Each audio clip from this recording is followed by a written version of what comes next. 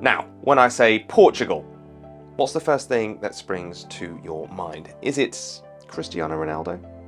Quite possibly. Is it the food, the wine maybe? Or is it the fabulous nightlife? Well, you can now add the thriving crypto scene in the country to that list. Forkast's Nikita Koirala is about to tell us how crypto has taken hold of the country and where it might be going from here. Dramatic limestone cliffs hugging the shoreline, stunning beaches, and terrace vineyards. That's Portugal for you. But that's not all. The country has now been nicknamed a crypto paradise by many. A large part of that possibly has to do with the relaxed approach Portugal has had towards cryptocurrencies. At least so far. While regulators across the globe are trying to figure out if cryptocurrencies are securities or commodities, things are much simpler in Portugal. Here, cryptocurrencies are considered just another form of payment, at least for tax purposes. That means individuals are not taxed on any profit they make from crypto trading. It's not that Portugal taxes crypto. What happens in Portugal is that crypto is not yet regulated. There's not a law about crypto. So crypto is not considered a taxable event. It's not considered a taxable asset. Therefore, crypto is in this void, and because of that, you cannot tax it.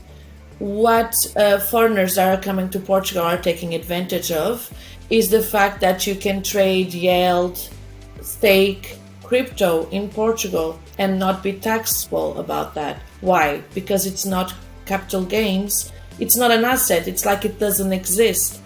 As a result, many crypto investors have made Portugal their new home. Didi Taihutu, avid Bitcoin supporter and digital nomad since 2016, is among those who have chosen to settle down in the country. There's millions of reasons why we decided to move to Portugal. It's a beautiful country, it's beautiful people, it has a lot of sea and beaches.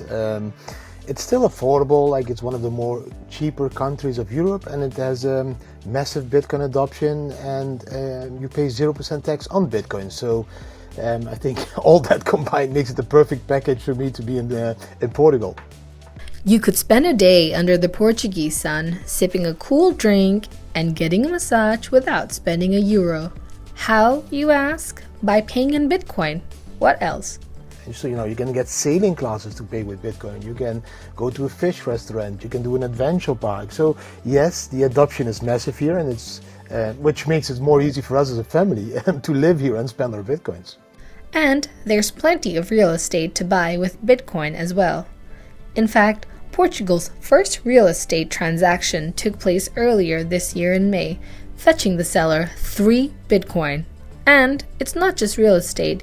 Your crypto holdings could also get you a fancy new set of wheels. You can go to a car garage and buy a car with Bitcoin. It makes it a little bit more easy. However, the good times may not last forever. Mariana Mortágua, an opposition MP in the Portuguese parliament, who is also an economist, has been quite vocal in her anti-crypto stance. And it's not just the opposition. Portuguese Finance Minister Fernando Medina said in May this year that cryptocurrencies will be subjected to taxes in the near future. Medina has been quoted saying, "Many countries already have systems. Many countries are building their models in relation to this subject, and we will build our own." But there is still hope, as 2 crypto tax bills proposed by the left-wing parties were rejected by the country's majority ruling party in Congress earlier this year. As regards to taxation, we can only speculate as to which direction Portugal will go and sort of what tax rate they might land on.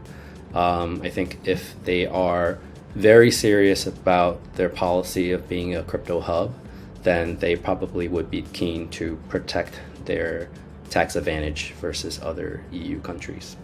But can Portugal set a path distinct from the rest of the European Union, of which it has been a member since 1986? We do things our own way, although of course we are in the EU, but we have our independence and we do things our way. So I don't think that crypto in Portugal will change anytime soon. I really don't. regardless if the European Union regulates it or not till the end of the year, that will not change a thing in Portugal at this moment. The EU has adopted a much stricter approach when it comes to regulating crypto assets. Markets and Crypto Asset Regulation, more commonly known as MiCA, was first proposed in 2020 to regulate the use of blockchain technology and cryptocurrency in Europe. Recent reports suggest the bill is close to being finalized, which could give crypto exchanges access throughout the EU, even if they have been registered in just one European country. Once MiCA is in place, it will apply to all EU members, Portugal included.